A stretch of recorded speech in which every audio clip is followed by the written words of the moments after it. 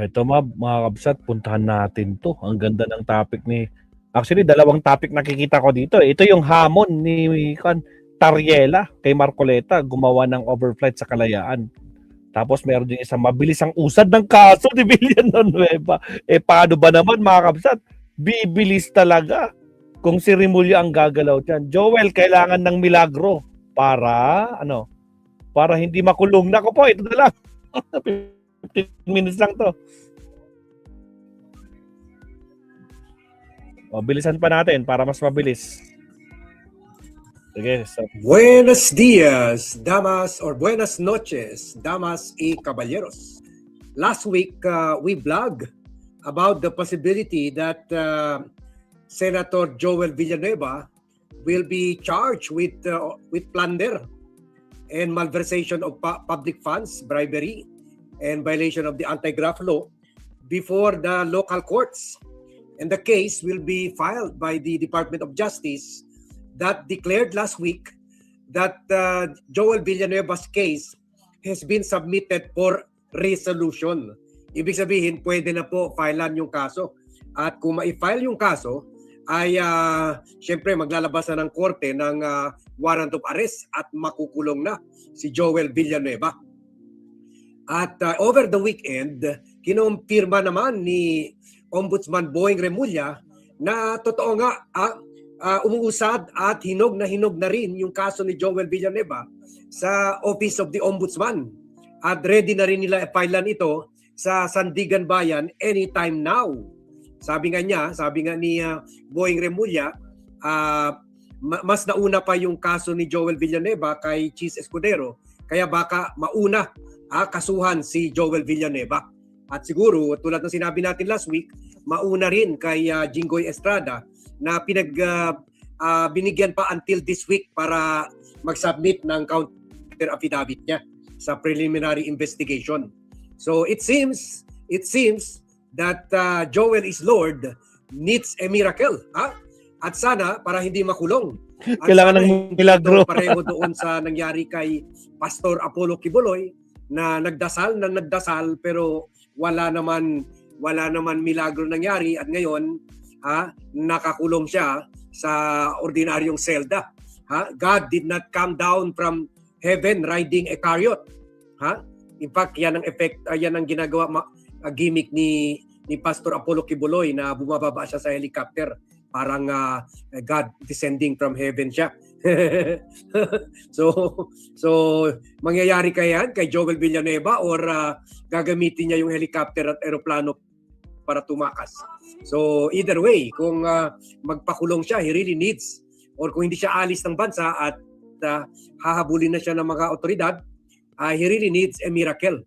Dito makikita natin, at least yung mga KOJC, nakita na nila na peking Diyos talaga si Pastor Apollo Kibuloy. So ngayon naman, pagkakataon ng mga miyembro ng Jesus is Lord para makita kung talagang propeta o talagang Diyos si Joel Villanueva. Will 1,000 angels descend from the heavens to save Joel Villanueva from arrest? Shout out Elvira G. Paglagay ng posas sa kanya, nagmelt yung posas. Pagkatapos Allen Valencia, angel dumating na in bright robes at nasilaw yung mga kapulisan at tumakbo, kumaripas. Pati si Melencio, pati si PNP chief kumaripas. Siyempre, makita mo ba naman yung angel, Tingnan natin. Basta pati si Ombudsman Boying Remulla sinasabi palapit na ang day of judgment, day of reckoning ni Joel Villanueva. Sabi niya in his radio program over the weekend, mabilis na daw ang pag-usap ng kaso ni Joel Villanueva. Sabi niya ganito ang quotation ni Boying Remulla. As far as the case of Joel Villanueva, under investigation. Maybe the case of Senator Joel Villanueva is a little more advanced than Senator Escudero. But it's moving. But we just have to be careful about everything that we do. Every move that we make on these matters. Yan. So, mabilis, gumagalaw. It's moving fast. Even moving ahead of the case of Senator Chis Escudero. Ha? At ito daw, malapit na, hinog na. Hinog for filing na. Sabi niya, we have around 12 very, very ripe cases or investigations that are about to ripen into cases. 12 of them are already in the answering process. The respondents have started filing their counter affidavits. Yun nga. Ha? Pareho sa kaso ni Jinggoy Estrada, pinagbigyan na siya until this week to file his counter affidavit. So ganun rin daw yung iilan sa 12. At after nag-submit sila ng counter affidavit, ready na. Ready na kasuhan sila anytime. So sana nga, cross our fingers, sana this week, ha? Sana this week, let's pray flat, ha? Boying, ha? Huwag nyo na naman kami ibitin, ha? Binitin nyo na kami last December, ha? Sana ngayon, tuloy-tuloy na, ha? At huwag nyo galahin yung kapatid nyo. Si John Vic, puro wento, walang wenta. Hindi pa nahuli si Bato de la Rosa, ha? At sabi rin ni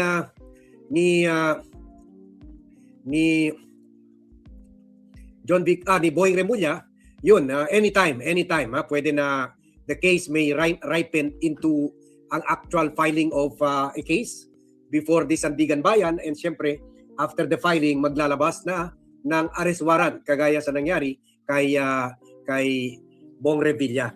At as we said earlier, posible itong si Joel Villanueva, the fact that alam na niya na medyo hinog na yung kaso niya, pero andito pa siya, di ba, last week parang nakipagsagutan pa siya sa mga reporters.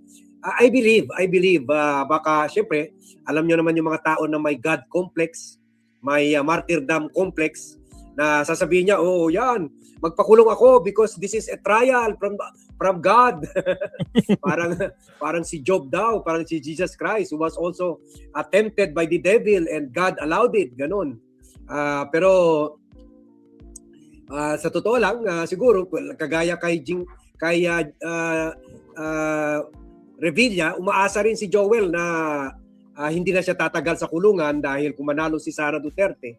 Kaya please, ha, share this vlog, like this vlog para mapunta ito sa inbox ng mga kababayan natin, kasi lahat itong mga developments na nire-report natin sa inyo, mawalang saysay kung manalo si Sara at pakakawala ng mga ito. So sayang, ha?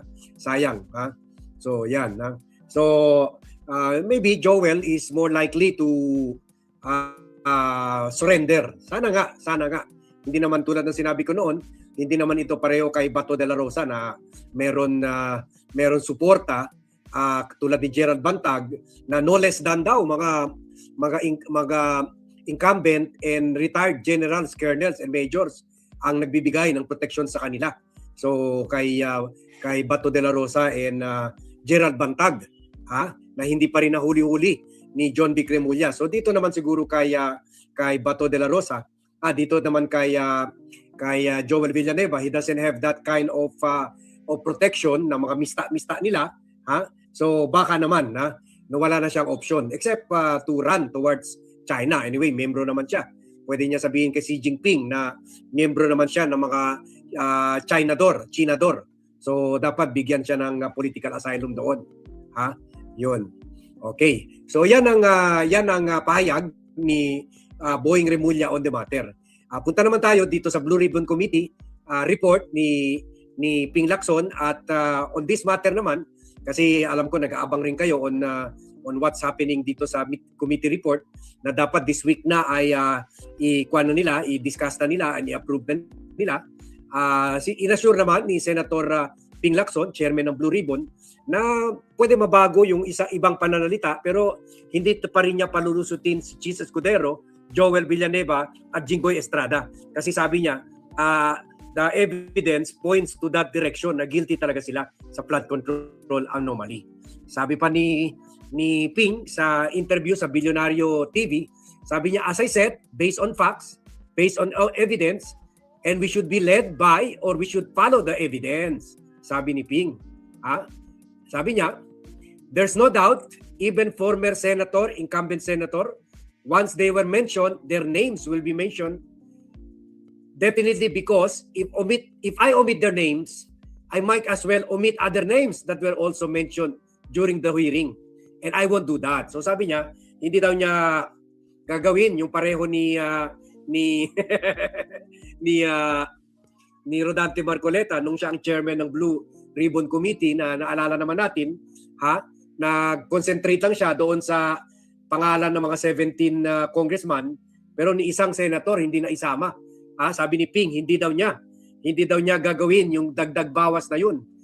Kasi kung gagawin daw niya yun, ay syempre kung sabi niya natanggal ko yung isang pangalan, tatanggalin ko na rin yung iba. So sabi niya hindi ko gagawin yan. Yan. So sabi niya kung nabanggit sila, i-recommend talaga namin for filing of cases against them. So sana ma-submit na ito kasi very crucial rin yung madagdagan ng ang mga ebidensya sa Office of the Ombudsman and also Sandigan Bayan na that are also moving. To prepare for the eventual filing of cases dito sa mga involved sa flood control anomalies at kasama na yun mga senador. So yan Yan muna ang update natin dito sa issue na ito. And sana nga last week sinabi ng DOJ submitted for resolution, and then si Boying Remulla naman sinasabi over the weekend na mabilis na. Kahit kay Joel lang, pagkatapos next week kay Jinggoy Estrada, and then the week after that kay Cheese Escudero. Dapat talaga kasama talaga si Cheese Escudero. And then later on, sila former Speaker Martin Romualdez at yung mga iba-iba pa. Huwag nating kalimutan. Huwag nating kalimutan si Bongo. Kaya si Bongo na may mga balita, baka isa-sign daw niya pabor dito. Dito sa committee report ni Ping. So baka natatakot na rin si Bongo, nagko-call a friend na, nagko-cooperate na sa majority. Tingnan natin. And we will be giving you update on that when that happens. So sige, hanggang dito lang muna tayo. Thank you very much everyone for watching. Thank you very much for joining me in this vlog. Good evening to all and see you in my next vlog. Ay, nako po, problemado itong si Joel. Mabsat, mukhang bibinggo to, Sir Leonardo. Sir Leonardo, mukhang bibinggo ito. Si Ka Joel. Matragis. Salamat, Sir Bad. Thank you. Siya, mag-last topic tayo, Mabsat. Ilang minutes na ba tayo? 1 hour, 51 minutes. Okay, mag-ending na tayo, Mabsat. Ito na. Wait lang. Countdown muna tayo. Last topic po tayo, Mabsat. Last topic.